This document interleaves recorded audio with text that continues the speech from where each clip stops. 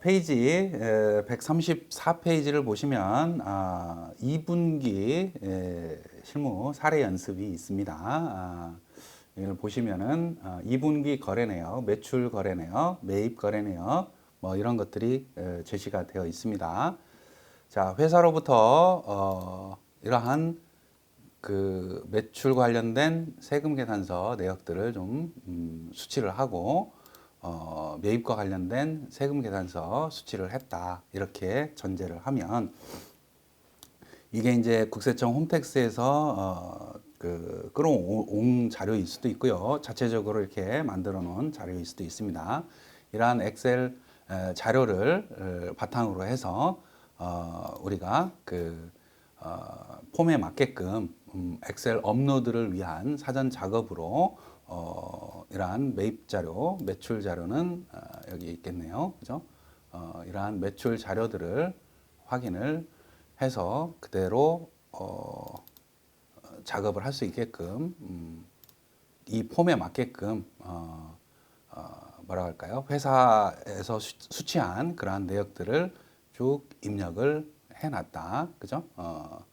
이 자료를 업로드를 해보는 연습, 그리고 누누이 말씀을 드리지만 업로드가 되고 혹은 실제로 거래처 자료를 스크래핑해서 자료를 끌어왔다 손치더라도 이 자료를 해석하고 수정하고 뭐 이런 내용들을 회사 특성에 맞게끔 하는 작업들이 충분히 필요합니다. 그런 능력들이 좀 그 숙지를 해야 되지 않을까, 갖춰야 되지 않을까 그런 생각이 듭니다. 자, 우선은 세금 계산서 발급 내역들을 한번 쭉 살펴보도록 하죠. 그러면 뭐 상품도 매출이 있었고 제품도 있고요. 밑에서 그 비고라는 1번을 보면 기계를 매각한 게 있네요. 그죠? 이 얘기를 하는 겁니다. 그죠? 600만 원짜리 세금 계산서를 발급을 했는데 이거는 제품 생산과 관련된 기계를 매각하는 그러한 내용이다, 이런 걸 알 수가 있습니다. 그러면 관련된 회계 처리를 완벽하게 하기 위해서는 어때요? 추가 설명에 있는 것처럼 그 옆 페이지에 보면 동그라미 2번에 있죠. 경북에 매각한 기계장치 매각일 현재 취득 가격은 2천만 원이고 감가상각 누계액은 1,500원이다. 500만 원이다. 이렇게. 그러니까 500만 원, 장부가 500만 원짜리를 600만 원에 매각을 한 그런 상황인 거죠. 그죠? 그래서 그 유형자산 처분 이익이 100만 원이 생기는 그러한 내용이다. 이렇게 볼 수가 있고요. 이런 세금 계산서를 딱 끌어와줬어요, 홈택스에서. 그러면 그 비고란에 있는 것처럼 품목에 뭐 기계 매각 뭐 이런 식으로 표현이 돼 있으면 우리가 쉽게 파악을 할 수 있는데, 그러지 않고 기계 이름을 기재를 했다든지 뭐 이러면 우리가 파악하기가 쉽지가 않아요. 그죠?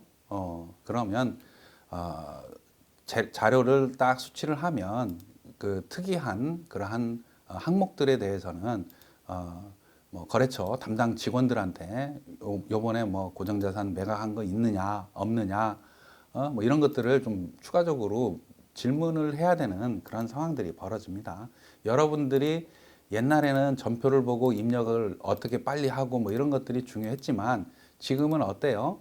입력은 컴퓨터가 자동으로 해주니까 입력 시간은 굉장히 단축이 돼 있단 말이에요. 그렇지만 현실적으로 입력된 것을 그대로 신고하느냐? 아니라는 얘기죠. 누누이 강조하지만 여러분들이 거래처와 커뮤니케이션을 통해서 구체적인 항목들을 확인을 해볼 필요가 있다, 반드시. 옛날에는 전표를 보면서 입력을 하는 과정에서 거래처들과 커뮤니케이션을 했단 말이에요. 근데 그 과정을 전표 입력이 된 이후에 여러분들이 좀 추가적으로 하셔야 된다, 이런 말씀을 다시 한번 강조드립니다. 자, 그 다음에 전대료, 임대료가 발생을 했네요. 그 임대료 비고란을 보니까 전대차 계약을 했네요, 우리 회사가. 그죠? 세무사랑이라는 회사가 원래는 500제곱미터를 1억 원에 임차를 하고 있었어요. 근데 100제곱미터는 우리가 뭐 필요 없는 그러한 여유 공간이 생겨가지고 세움이라는 회사하고 재임대 계약을 한 겁니다. 그죠? 그러니까 임대차 계약을 새로 새끼 임차인을 두었다. 그래서 우리가 주 세무사랑이 전대인이 되고 세움이 전차인이 되는 전대차 계약을 했다. 이럴 경우에 우리는 부동산 임대 소득이 있는 거죠. 그죠? 부동산 임대 소득이 있으니까 임대 공급가액 명세서 작성을 해야 되겠구나라고 우리가 파악을 해야 된다라는 얘기입니다. 자, 그 옆 페이지 135페이지 추가 설명에 동그라미 1번을 보니까 당사는 6월 25일 날 설악에서 매입한 상품 원가 200만 원짜리 시가 300만 원짜리를 거래처 주 한라에 무상으로 증여했다 이런 얘기입니다. 이게 우리가 얘기하는 간주 공급 중에 사업상 증여에 해당이 되는 거죠. 그죠? 상품이 매출이 된 것도 아니고 기말에 남아있는 것도 아닌데 없어진 거죠. 그래서 타개정 대체 이걸 생각을 해 봐야 됩니다. 그리고 사업상 증여에 대한 부가가치세, 과세 표준 계산하고 회계 처리까지 여러분들이 생각을 하고 있어야 된다. 그 다음에 동그라미 3번은 작년 2021년 9월 20일에 상품을 판매한 게 있네요. 근데 어음을 받았고 만기가 12월 20일이네요. 2001년. 근데 부도가 발생을 했습니다. 이건 대손 세액공제 한번 고려를 해봐라 이런 취지의 문제다 이렇게 볼 수가 있겠습니다. 자, 그 다음에 매입자료, 매입세금계산서를 쭉 봤더니 이런 내용들이 있습니다. 상품 구입한 게 있고 우리 회사는 상품 매출도 있고 제품 매출도 있는 그러한 회사니까 이 품목은 지금 제가 학습 과정에서 그냥 상품, 원재료 이런 식으로만 표현한 거지 실제로는 뭐예요? 원재료 실제 그 업계에서 쓰는 뭐 그런 용어들이 나올 겁니다. 그죠? 그런 것만 보고는 우리가 이게 상품 매출인지 상품 구입한 건지 원재료로 구입한 건지 이런 건 판단을 할 수가 없습니다. 그죠? 물어봐야 되는 거죠. 이게 원재료로 쓰이는 겁니까? 아닙니까? 과거부터 해왔던 내용들이다라고 하면 어느 정도 우리가 추론을 할 수는 있긴 하지만 새로운 품목이다 뭐 이런 것들은 물어봐야 된다 강조하지만 그죠? 그리고 뭐 전화요금 있고 임차료도 발생을 했고요. 그 다음에 기계 장치를 구입을 했네요. 그죠? 기계 장치 구입했고 포터라는 화물차를 구입을 했습니다. 이런 매입 세금 계산서를 수치를 했다. 이거를 업로드를 할 겁니다. 그리고 136페이지 보면 매입 자료에 대한 추가 설명 자료가 있네요. 그죠? 3월 20일자 운송업체 대동택배로부터 수취한 종이세금 계산서를 예정신고 시에 누락했네요. 그죠? 이 예정신고 누락분을 확정신고에 제출을 할 수가 있죠. 그죠? 그래서 예정신고 누락분을 어떻게 반영하는지 뭐 이런 것들도 살펴볼 거고 동그라미 2번을 보면 화물차 포터를 36개월 할부로 구입을 했네요. 그래서 다음 달 15일부터 할부금을 지급을 하기로 했고 이게 뭐예요? 장기 할부 조건부로 매입을 한 그런 상황이다라고 생각을 하시면 되겠어요. 구입대금 2천만 원에 대한 전체에 대해서 2천만 원에 대해서 세금 계산서를 받았네요. 그죠? 여기서 엑셀 자료를 보면 2천만 원의 세금 계산서가 있는 걸로 보이죠. 그죠? 원래 장기 할부 조건부 판매의 경우에는 원칙적으로 공급 시기는 대가의 각 부분을 받기로 한 때였다라는 거 기억을 좀 하시면 그 대가의 각 부분을 받기로 한 거는 매달 할부금을 지급을 받는 거죠. 판매자 입장에서. 그죠? 근데 현대자동차 입장에서는 매달 세금 계산서를 발급을 하는 게 맞고 우리 입장에서는 매달 세금계산서를 수취하는 게 원칙인데 어때요 지금? 세금계산서를 전체를 한목에 인도 당시에 그냥 2천만 원짜리 세금계산서를 받았어요. 이게 적법한 세금계산서냐? 아니냐? 적법하지 않으면 어때요? 매입세액 불공제가 되는 거죠. 그런 취지의 문제다 이렇게 보시면 될 것 같고 현실적으로 많이 발생을 하게 되죠. 그렇죠? 이런 장기 할부 조건부로 어떤 물건을 재화를 공급받았을 때 결론적으로 보면 적법한 세금계산서입니다. 선발급 세금계산서를 인정을 하게 됩니다. 자, 이런 자료를 가지고 업로드하는 것까지 한번 살펴보도록 하죠. 자, 엑셀 자료를 업로드하는 것은 회계관리에 재무회계, 기타 전표 입력에 기타 매입 매출 전표 전송 여기에서 입력을 업로드를 하자 이런 취지로 저번 사례를 얘기를 하면서 말씀을 드렸어요. 자, 매출 자료, 매출 세금 계산서 본 사례는 다른 거는 없이 그냥 세금 계산서 매출분과 매입분 이것만 고려를 했습니다. 그 사례 1번이 양이 좀 많죠. 그죠? 사례 1번에서 대부분은 그 소화를 했다라고 보시면 될 것 같고 나머지 부분들을 이 사례 2번을 통해서 여러분들한테 소개를 해준다 이렇게 보시면 되겠고요. 자, 선택해서 올리기 확인을 누르면 쫙 끌어와집니다. 이렇게 그죠? 이렇게 끌어와지는 게 스크래핑을 통해서 국세청 홈택스 자료들이 들어오는 거죠. 프로그램 상으로. 그러면 이거를 상품 매출로 보낼 거냐, 제품 매출로 보낼 거냐, 뭐 이런 것들을 이제 선택을 할 수가 있겠습니다.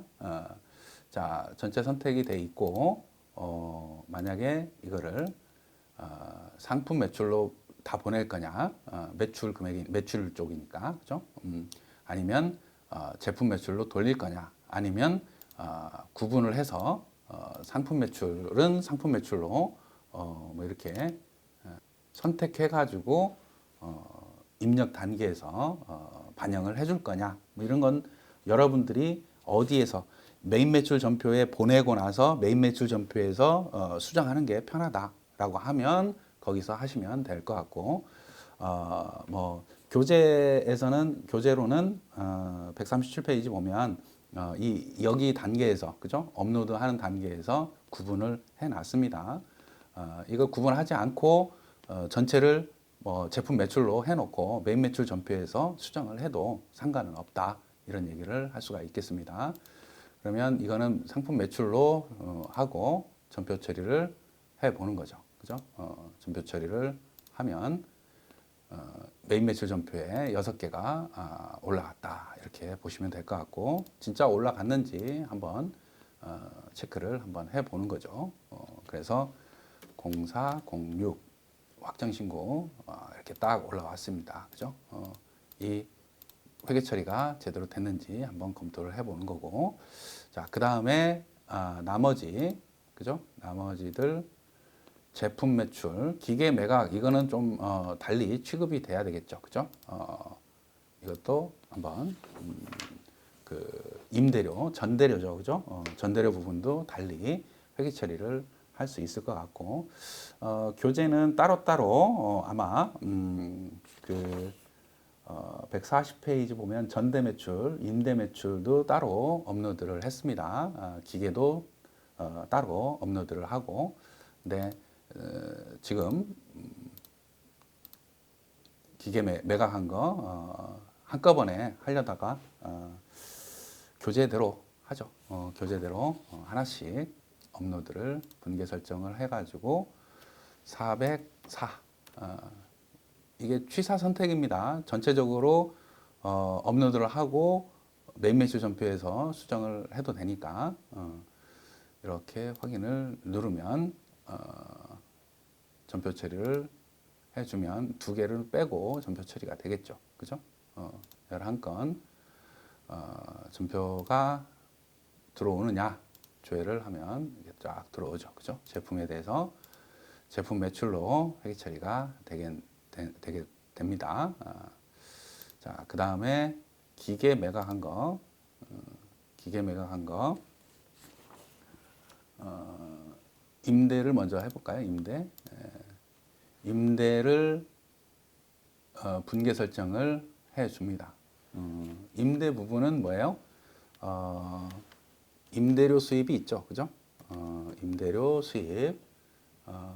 이 411, 400번대는 계속적이고 반복적으로 일어나는 영업 수익을 얘기하는 거고요. 900번대에 있는 임대료는 뭐예요? 영업 외 수익. 임대가 잠깐 일어났다 이렇게 보는 경우에 영업의 수익으로 처리를 하는 거고요. 이건 뭐 기본이 될 수 있겠네요. 여기서는 계속적으로 임대료 수입이 발생을 하고 영업 수익이다라고 가정을 해서 411번으로 개정 과목을 설정을 하겠습니다. 그러면 설정을 했고 전표 처리를 해주면 메인 매출 전표에 이게 끌어와지게 되네요. 임대 수입으로, 그죠? 그 다음에 이 기계 매각한 거에 대해서 기계 매각한 거에 대해서는 어떻게 분계를 할 거냐? 우선은 미수금으로 이거를 그냥 일반 메인 매출 전표에서 입력하는 게 좀 수월할 것 같습니다. 404 차변을 미수금으로 한번 해볼까요? 미수금으로 해놓으면 확인 누르고 전표 처리. 이거는 교재에 없는 부분이라서 전송을 했고 이 안에서 메인 매출 전표 이쪽에서 회계 처리를 하면 좀 더 수월하지 않을까 싶습니다. 자, 이 내용을 보면 대변에 기계 장치가 없어져야 되는 거죠, 그죠? 기계 장치에 206이 되겠네요. 기계 장치의 취득 원가가 그러니까 어떻게 보면 메인 매출 전표 입력을 하면서 그 결과치를 수정 반영하는 것도 동시에 진행을 할 수가 있어요. 그래서 교재로는 144페이지에 수정 보완 입력하는 그러한 과정을 이쪽에서 설명을 하는데 전표 입력하면서 동시에 이루어질 수 있다. 교재는 이제 순서대로 이렇게 그 서술을 하다 보니까 뭐 그런 얘기가 있고 그런 상황인 거고 여러분들이 이제 교재를 그대로 따라 하시면서 이게 뭐 불편하다든지 뭐 이러면 순서를 바꿀 수도 있는 그런 부분이기는 합니다. 어찌됐든 기계 장치가 2천만 원짜리였죠. 2천만 원짜리. 그리고 그 누계액은 감가상각 누계액이 207, 누계액이 1,500만 원이었습니다. 그죠? 500만 원짜리를 600만 원에 매각을 한 그런 상황인 거고, 그래서 처분 이익이 100만 원이 유형자산 처분 이익이 발생을 하는 그런 회계 처리까지 이루어져야지 되겠다 이런 말씀을 드립니다. 이렇게 회계 처리 이 회계 처리를 안 하면 부가세 신고하는 데 있어서는 그렇게 큰 문제는 없죠. 부가세 60만 원 매입세 매출세액으로 계산하는 거에 있어서는 그죠? 근데 이제 그 분계만 그것만 해서는 완벽하게 회계 처리가 안 되는 그런 상황이니까 추가적으로 이런 부분들은 여러분들이 회계 처리를 해줘야 된다 이런 얘기를 하게 됩니다. 자, 그 다음에 그러면 매출과 관련된 세금 계산서는 업로드 되면서 기본적으로 수정할 것들은 수정을 한 것 같습니다. 그죠? 그래서 메인 매출 전표에 다 업로드를 해놓고 바꿔도 되고 업로드하는 과정에서 바꿔도 되고 뭐 그렇습니다. 자, 그 다음에 이제 우리가 매입 세금 계산서와 관련된 그러한 내용들 업로드를 한번 해 보도록 하겠습니다. 자, 매입 자료 올리기 해서 이 매입 세금 계산서 2분기 매입 세금 계산서 업로드용으로 수정한 그러한 내용들이고요. 스크래핑을 하면 자동으로 끌어와진다. 자, 이렇게 업로드 하면서 엑셀을 끌어왔습니다. 엑셀을 끌어왔고 그런 과정에서 우리가 상품이냐 원재료냐 뭐 이런 것들을 다 이 업로드하는 과정에서 바꿀 수도 있고요. 그죠? 아까 얘기한 것처럼 전체적으로 그냥 가장 많은 계정 과목을 사용하는 그러한 항목으로 업로드를 메인 매출 전표에 해놓고 메인 매출 전표에서 수정을 하는 이번엔 두 번째 방법으로 한번 해볼까요? 그러면 전체를 책에 있는 거하고 좀 다를 수가 있는데 전체를 뭘로 처리해요? 가장 많은 비중을 차지하는 원재료로 회계 처리를 우선은 해 보겠습니다. 이렇게 해놓고 전표 처리를 하면 메인 매출 전표에 다 원재료로 조회가 되죠. 그죠? 이렇게 원재료로 지금 상품 구입한 건데 원재료로 세무 처리가 된 겁니다. 회계 처리가. 그리고 기계를 전화요금도 원재료로 임차료도 원재료로 기계 뭐 다 원재료로 처리를 하게 됩니다. 그러면 여기에서 이거 바꿔줘야 되겠죠. 그죠? 여기에서 뭘로 바꿔요?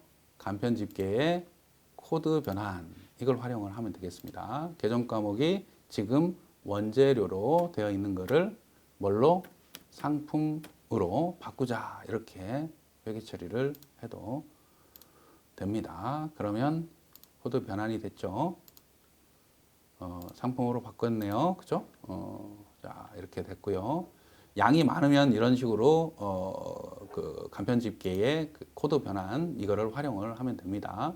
이게 아주 유용한 도구입니다. 그죠? 뭐 이런 것들을 잘 활용을 하시면 좋을 것 같고요. 전화요금 같은 경우 뭐 여기서 바로 바꿀 수가 있죠. 통신비, 그 다음에 기계 장치 구입한 거죠. 원재료가 아니라 기계 장치죠. 그 다음에 기계 장치 구입한 외상대다라고 하면 미지급금으로 수정을 해놓는 게 맞겠죠. 기중에 계속 말씀드리지만 기중에는 뭐 외상 매입금, 외상 매출금으로 다 해놓고 기말 결산할 때 그 미지급금이나 미수금으로 수정을 하는 그러한 방법도 존재합니다. 그거는 여러분들이 취사 선택을 잘 하시면 되겠습니다. 이 포토 구입한 거 이건 차량 운반구죠. 이렇게 바꾸고 미지급금으로 계상을 하게 됩니다. 그러면 매입한 세금 계산서에 대한 업로드 그리고 수정 뭐 이런 것까지 우선은 끝나게 됩니다. 그죠? 자, 그래서 세금 계산서 자료를 그 세금 계산서와 관련된 내용들은 좀 정리를 했고 그 다음에 추가 설명 자료를 통해서 여러분들한테 추가적으로 어떤 그 수정 보완, 전표 입력된 전표들을 수정 보완하는지 잠깐 쉬었다가 이어가도록 하겠습니다.